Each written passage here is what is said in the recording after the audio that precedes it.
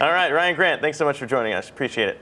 Thanks for having me. All right, well, after college, as we talked about with Ryan Grant making moves there, millennials normally end up one of two places, either living on their own or moving back home to save some money. But it turns out those living on their own are actually saving more money, according to a new study from Comet.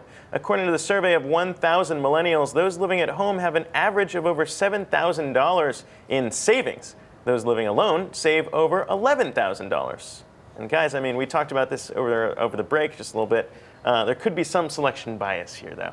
Well, yeah, I mean, I think if you're a millennial who's living at home, you're generally someone who's either still in school or maybe you just got out of school and you have tons of student loan debt that you have to pay down, so you're not able to save as much. And if you're living out on your own, hopefully you've kind of overcome some of those hurdles. You've gotten a job that pays well, that pays you enough in order to pay your rent.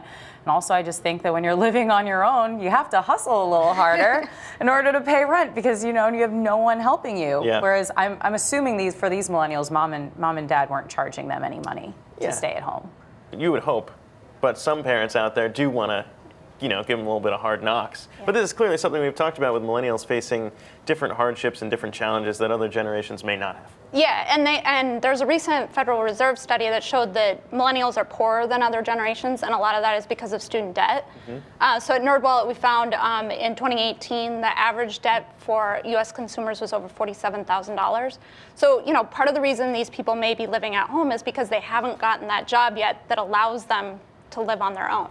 Because if you're saddled with debt, you wouldn't want to take out more debt to get a living situation outside of home. But even beyond that, I'm a little concerned when I see that because you wonder what the impact is going to be to those parents that have to still financially parent their children, right, that are staying at home. It's hard to take care of, you know, a lot of people are not saving as much for retirement. They're spending more in their retirement than they were expecting, and that's just for themselves. Now, if you have kids at home that you have to feed essentially or pay to get around places, you wonder, are people delaying their retirements to still take care of their adult children? I mean, there are knock-on effects beyond just the millennials not being able to save. No, for sure. And we talked about those awkward conversations on the show before between parents and kids in terms of, wait a minute, we're on the hook for this college debt.